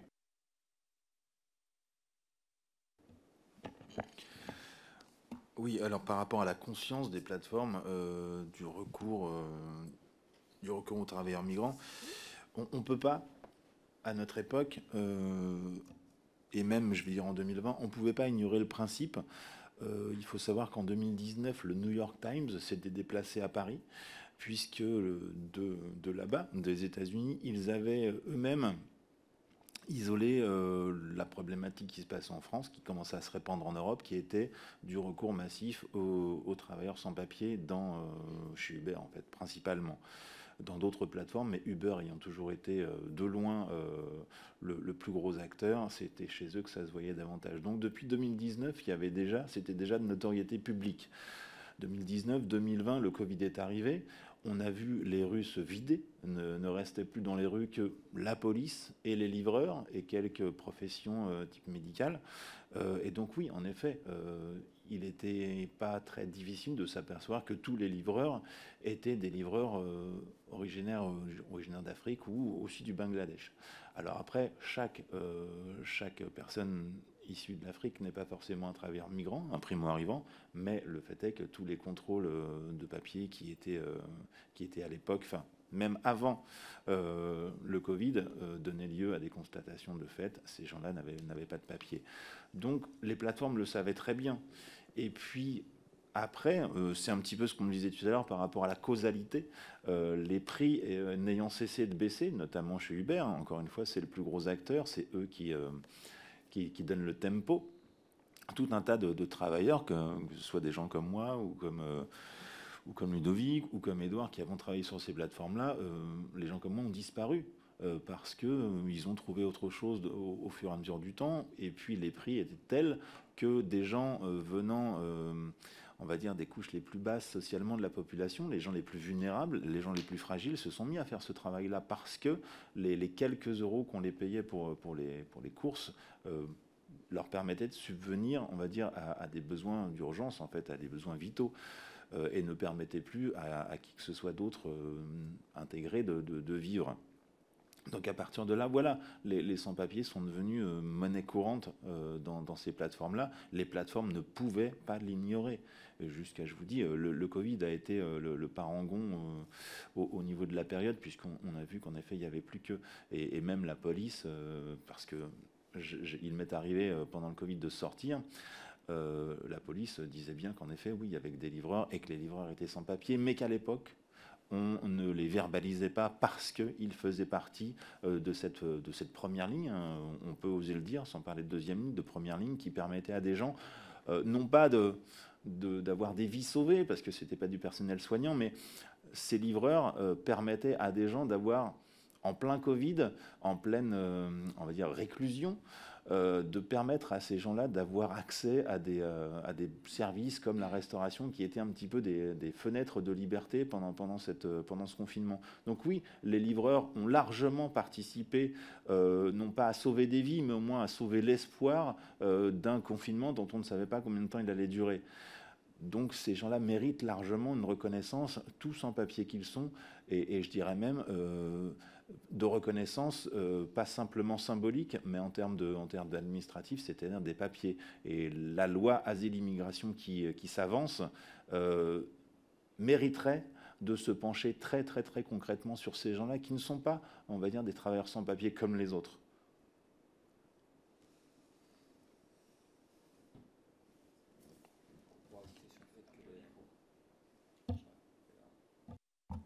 Impeccable. Pour rajouter sur le fait que les plateformes ne peuvent pas ignorer l'existant, enfin bon, il y a la charte qui a été mentionnée préalablement, donc sur la question du coût du travail en situation régulière, mais surtout il y a une politique de la part des plateformes sur la sous-location de comptes en particulier, qui concerne essentiellement les travailleurs sans papier, comme sont les principales concernés. Il y a la question des contrôles aux faciès qui existent depuis quelques années maintenant. C'est d'abord Uber Eats qui les a mis en place, qui du coup invite les livreurs à se prendre en photo pour vérifier que c'est bien leur propre compte. On pouvait y avoir également à l'époque dans les villes où Uber Eats avait des locaux la demande de passer dans les bureaux, etc. C'est une réalité que les plateformes connaissent, mais ils ont une politique vis-à-vis de ça, qui est une politique qui est seulement répressive. Face à cette réalité-là, les plateformes considèrent qu'il faut mettre à la porte les travailleurs qui ne sont pas en situation régulière. Ils ne considèrent pas que les travailleurs qui ne sont pas en situation régulière doivent être accompagnés de telle sorte à ce que ceux-ci puissent être en situation régulière. Pourquoi ? Il y a deux raisons. Il y a le facteur économique, qui est déjà que le modèle économique aujourd'hui, il repose sur le fait que ceux qui travaillent pour les plateformes n'ont pas d'autres possibilités. Il repose là-dessus. Sinon, on ne peut pas amener les conditions toujours plus vers le bas. Et deuxièmement, parce que cette démarche-là qui viserait à soutenir la régularisation des travailleurs, elle viendrait peut-être, du point de vue des plateformes, soutenir que celles-ci ont une responsabilité vis-à-vis des travailleurs. Et c'est bien pour ça qu'il n'y a jamais eu de démarche de ce type-là, alors que d'autres entreprises, parmi lesquelles que j'ai citées, qui recourent entre autres au statut de salarié, ont pu participer à accompagner, à valider des dossiers et des demandes en préfecture. Donc ça, il faut également le souligner, quoi. Elles ne peuvent pas l'ignorer, ça leur est utile, et surtout il y a une volonté politique derrière qui est de faire comme si cette réalité n'était pas de leur ressort.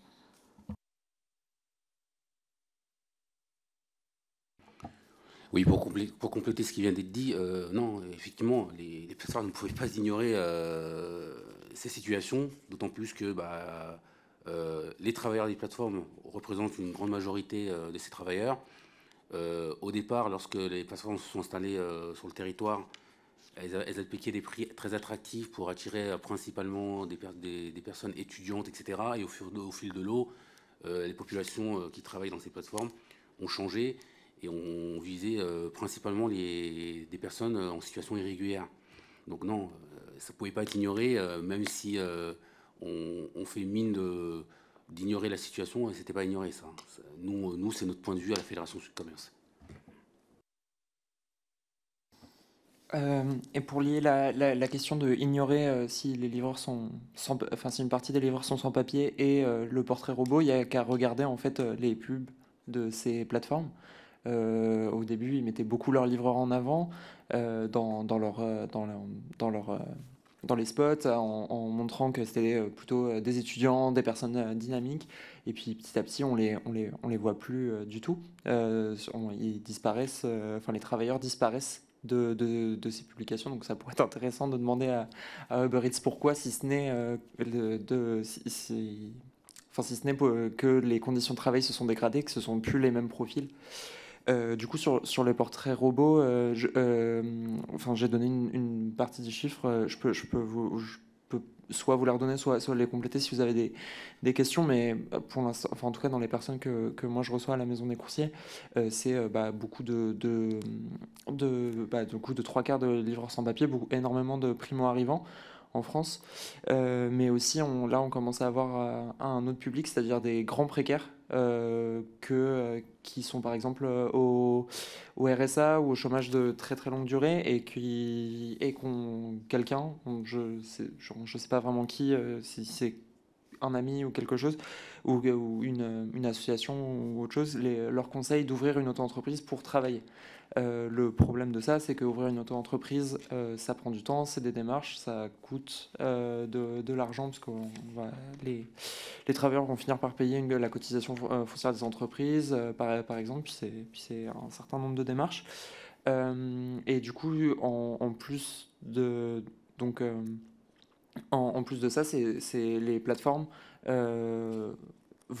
peuvent refuser les travailleurs. Là, j'ai beaucoup de travailleurs qui qui veulent travailler dans les plateformes. On leur dit d'ouvrir une auto-entreprise, mais ensuite ils sont en attente de travail par les plateformes. En fait, ils attendent juste... Enfin, il y a aussi une concurrence et une pression qui est mise aux travailleurs parce que les travailleurs qui vont, par exemple, avoir un accident ou pas travailler pendant un moment pour quelconque raison, on va de plus en plus rapidement chercher à les mettre dehors parce qu'il y a justement cette réserve qui est importante chez Uber Eats, c'est encore plus importante chez Deliveroo qui recrute, enfin qui a moins de livreurs que Uber Eats.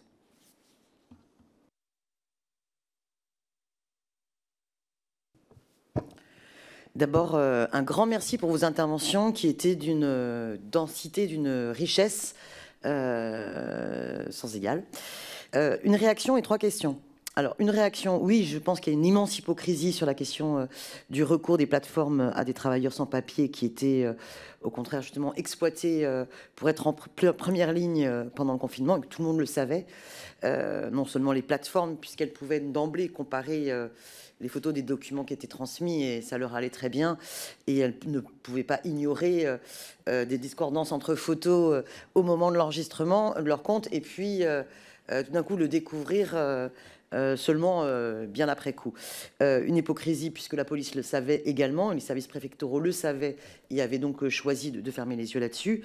D'où, je crois, une bataille que vous portez pour bon nombre d'entre vous, qui est de dire il faut que la circulaire Valls étende en termes de critères de requalification, enfin de régularisation par le travail, la relation commerciale des livreurs avec les plateformes, ou bien qu'elles reconnaissent, et c'est aussi le lien de la bataille, que ces livreurs sont dans une relation finalement de salariat qui doit être reconnue et qui doit donc permettre la régularisation par le travail.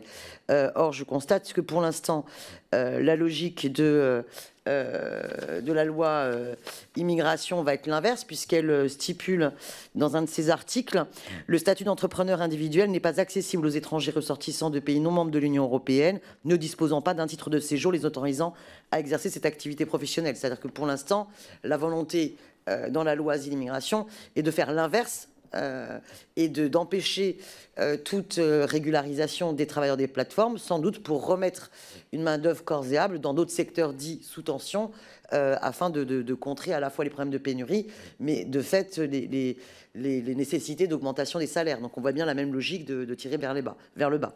Ça serait, c'était ma réaction.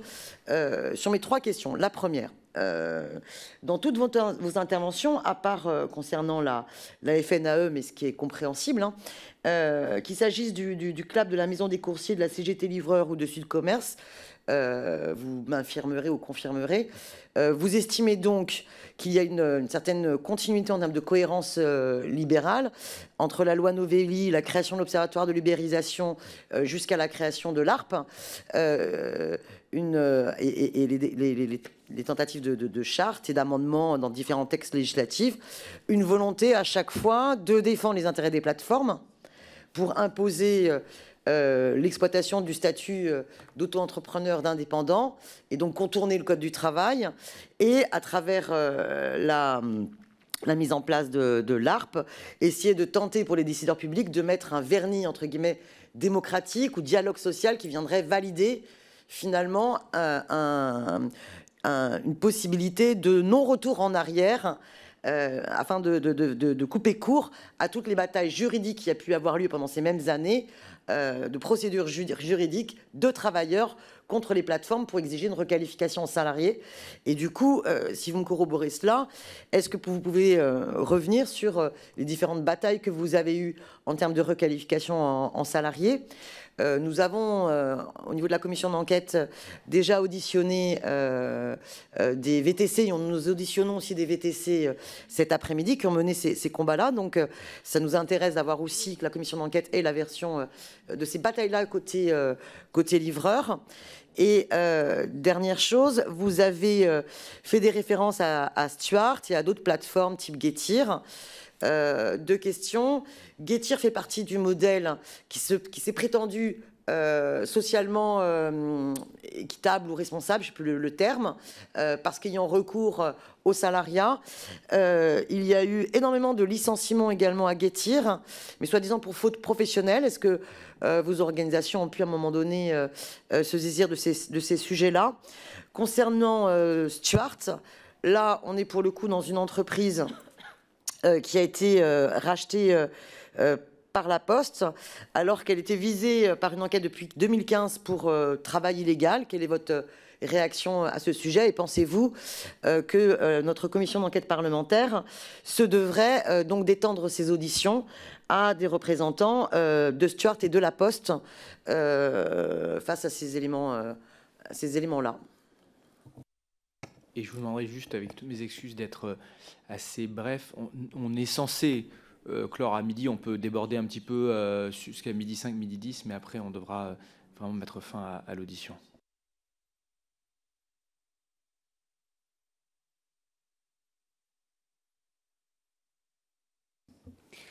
Est-ce que vous connaissez le statut de l'EITI, l'entreprise d'insertion par le travail indépendant?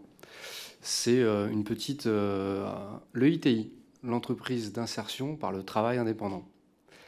C'est un statut qui résulte d'un lobbying assez intense à l'époque, en 2018, dans la loi Pénicaud pour la liberté de choisir son avenir professionnel. Et on se rappelle qu'à l'époque, c'était surtout le fondateur et président de Lulu dans ma rue, accompagné de celui de StaffMe, qui avait beaucoup influencé les pouvoirs publics pour l'instauration de ce statut-là. En gros, il permet à une société comme StaffMe ou comme Lulu dans ma rue de se protéger de toute requalification en justice en invoquant justement l'argument de l'insertion par le travail indépendant.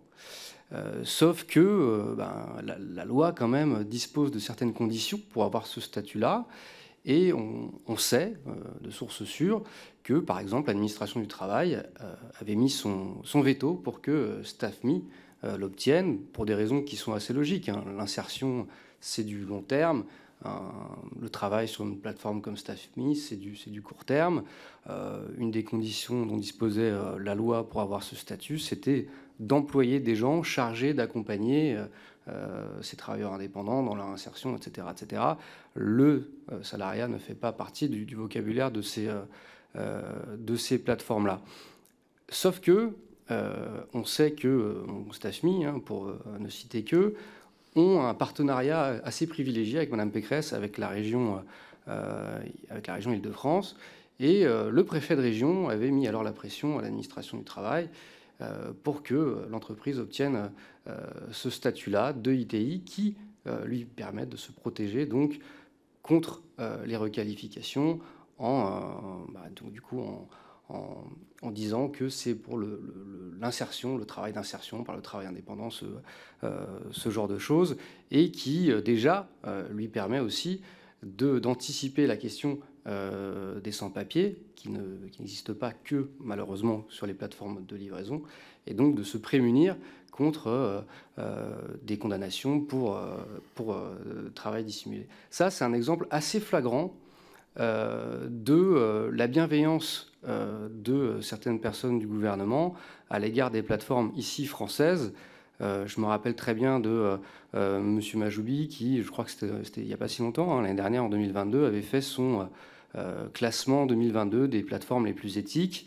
Et s'il tirait à balles réelles sur Uber et Deliveroo, il mettait en avant justement les plateformes françaises telles que StaffMe, qui, au passage, je le rappelle, a été récemment condamné.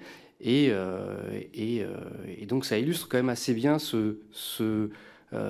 plus de la défense des intérêts. Je crois qu'on a parlé d'aveu de complicité tout à l'heure. C'est exactement ça. Et malheureusement, ça, ce n'est plus caché, hein. On sait que là, il y a 2 ou 3 jours, on a appris que le ministère du Travail était intervenu dans l'enquête du parquet contre Uber pour travail dissimulé. C'est simplement l'expression qu'il y a vraiment un projet politique derrière les plateformes et que celle-ci représente vraiment le dernier né du modèle ultralibéral où on peut subordonner des gens qui devraient être salariés en ne payant pas les cotisations, comme ça a été rappelé par nos collègues tout à l'heure. Ça, c'est vraiment un des exemples les plus flagrants que je tenais à rappeler ici, parce que, oui, on parle d'Uber, mais il y a aussi d'autres plateformes qui sont françaises, qui agissent en toute connaissance de cause, en sachant qu'il y a des travailleurs qui sont sans papier, et qui exercent une forte influence auprès des pouvoirs publics pour protéger et faire perdurer ce modèle économique-là. Merci. Je rebondirai 30 secondes sur ce qui vient d'être dit concernant StaffMe. C'est-à-dire qu'il y a au-delà du sujet des travailleurs sans papier, il y a aussi le fait de faire travailler des particuliers qui ne sont pas déclarés, qui provoquent une réelle concurrence déloyale avec des vrais artisans qui, eux, payent leurs cotisations. Et donc, c'est effectivement tout un sujet. C'est pas le but aujourd'hui.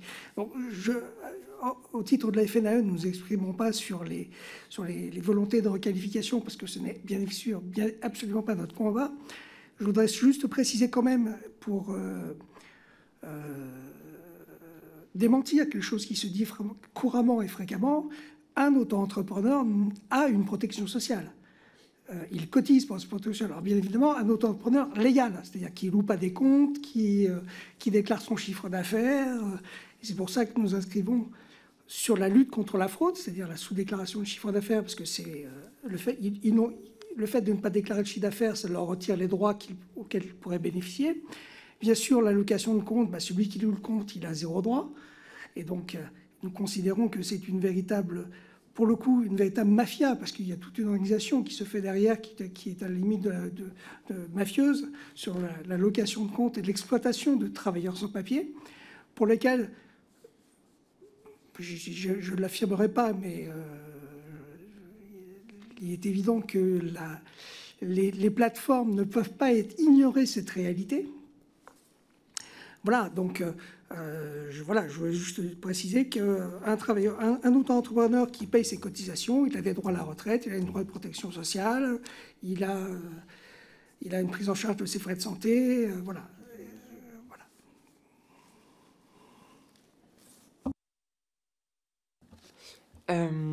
Pour La Poste et Stuart, oui, ce sera intéressant de les écouter, notamment puisque du coup, moi, je m'étais entretenu avec la direction du déploiement de la logistique urbaine de La Poste, qui s'intéressait à la Maison des Coursiers, voir s'ils ne pouvaient pas proposer des modèles un peu similaires. Bon, ils étaient sur un axe vraiment très cyclo-logistique. Ces personnes-là nous affirmaient qu'il n'y avait pas donc ni de salariat déguisé, ni de sans-papier sur leur plateforme, alors que... une heure après, j'en recevais dans mon bureau. Donc, je pense que ce serait tout à fait intéressant. Et effectivement, il y a tout un projet politique derrière. Je reviens juste sur la protection sociale. C'est vrai que je vais prendre le cas d'un livreur que j'ai vu il y a 2 semaines, qui du coup lui a une protection sociale. Effectivement, il a eu un grave accident, il a été hospitalisé. Là, ça fait plus d'1 an qu'il enchaîne des opérations de la rééducation. Simplement, il avait le malheur de ne pas parler assez bien français pour comprendre qu'il fallait qu'il déclare sous 60 jours son accident. Il n'a pas été accompagné dans ses démarches. En étant livreur, les services sociaux de l'hôpital ne connaissent, à mon avis, pas les procédures à faire. Et aujourd'hui, du coup, il n'a eu aucune indemnité pour ça, simplement parce qu'il ne connaissait pas les démarches, alors qu'il a eu un grave accident juste après une livraison, en fait. Donc, sur la protection sociale, et là, il est en inquiet. Sur son temps de travail, c'était pas sur la livraison, c'était le retour de la livraison, donc encore petite nuance. Et du coup, il a il n'a pas d'indemnité, il n'a pas eu d'indemnité de la part des plateformes, alors même qu'il y avait une assurance et qu'il était tout à fait en droit de la demander. Mais il y a aussi cette inadaptation, on va dire, en fait, de toute la société face à ces nouveaux travailleurs, alors que là, il était parfaitement en règle sur absolument tous les points. Oui, alors je vais faire rapide. Je rebondis juste là-dessus pour 2 points. Sur la question de la protection sociale, il n'y a pas de reconnaissance de l'accident du travail, de l'accident de trajet ou de la maladie professionnelle, compte tenu qu'il n'y a pas de versement de cotisations patronales qui sont les seuls qui financent cette caisse-là. Donc de fait, les travailleurs sont exclus de tout un pan de la sécurité sociale qui est quand même essentiel pour un travail aussi dangereux.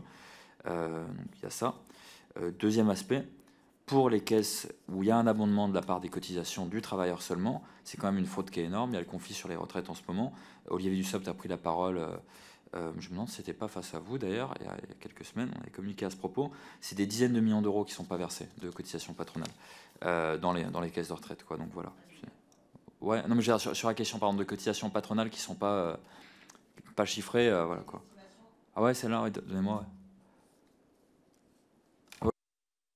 L'humanité a fait une estimation qu'il y aurait 1 milliard par an en moins dans les caisses de retraite du fait de l'absence de cette effectivité de la régularisation, enfin de la requalification en salariat, et donc le manquement des obligations des plateformes vis-à-vis de l'URSSAF, juste sur le volet retraite. Merci beaucoup. Alors du coup, sur les 3 questions, donc par rapport aux procédures en requalification, alors oui, la CGT, du coup, on est partie intervenante, on porte certains dossiers auprès des prud'hommes, mais il faut attendre que ça remonte. Donc de ce côté-là, on ne peut pas encore vous répondre là-dessus sur le résultat. Bon, on a également été partie intervenante, on n'est pas les seuls ici dans le dossier, enfin dans les 2 dossiers, celui de Deliveroo au tribunal correctionnel, celui de Stewart. Pour Deliveroo, c'est... Et est-ce que vous avez, comme pour les chauffeurs VTC, à vous plaindre de durée extrêmement longue en termes de procédures qui sont acculées à des situations de départage et donc qui prennent plusieurs années? Alors, c'est le cas, mais je pense que la distinction avec les VTC, c'est qu'on est habitué à ça pour tout le salariat. Donc oui, mais de fait, c'est une problématique générale, quoi.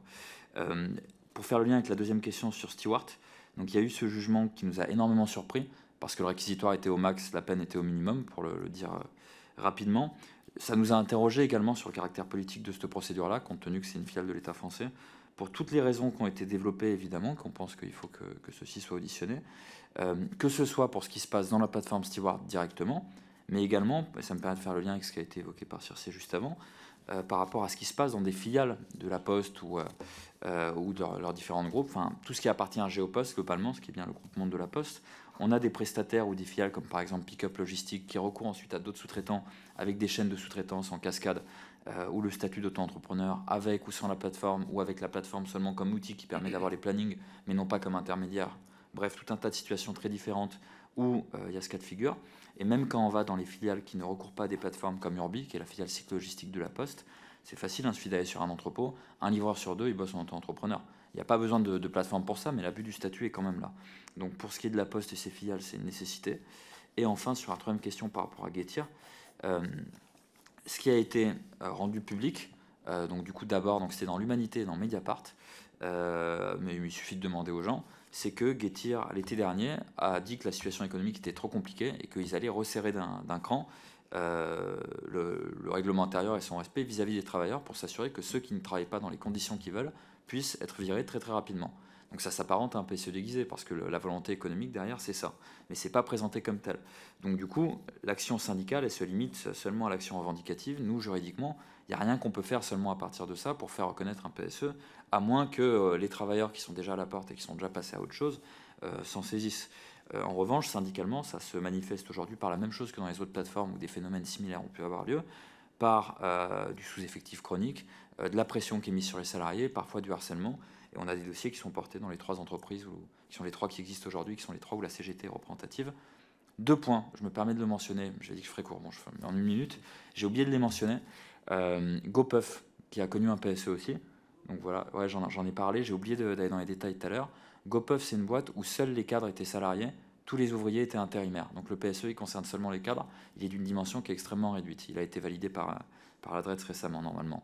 Donc ça, c'est un premier cas de figure où on sort du cadre de l'auto-entrepreneuriat stricto sensu, mais on voit que l'abaissement des droits, ça permet des innovations originales. J'en donne un deuxième parce que là, c'est le haut du panier.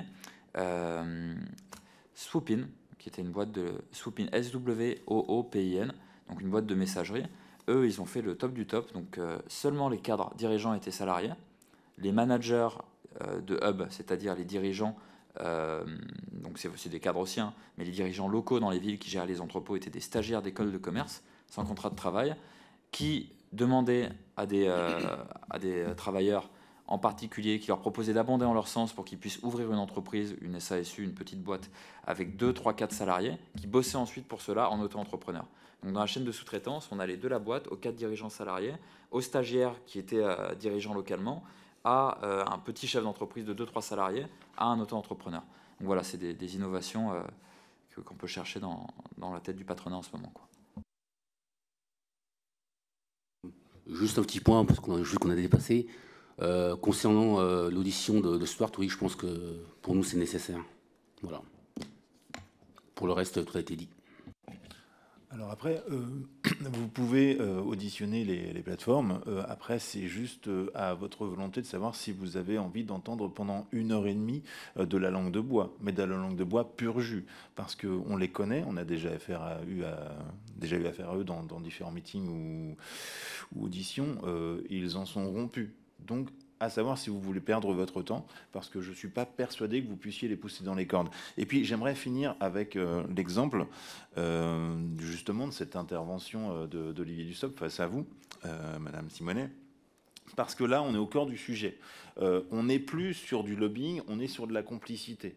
Monsieur Dussopt vous répond qu'en effet, Uber, de par le fait qu'ils emploient des auto-entrepreneurs, n'entrait pas dans le champ de compétences de l'inspection du travail.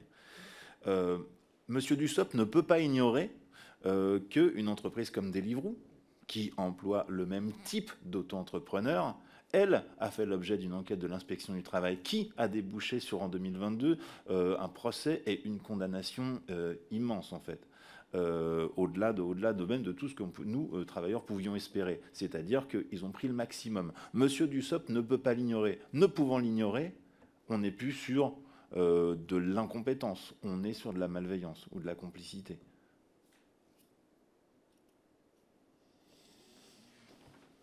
Un beau mot de la fin. Bien. Écoutez, je vous remercie beaucoup. Juste une petite précision. Ouais. Excusez-moi, Monsieur le Président. Juste une petite précision. Monsieur le Président, si vous permettez, juste une petite précision. Là, on est pris par le temps.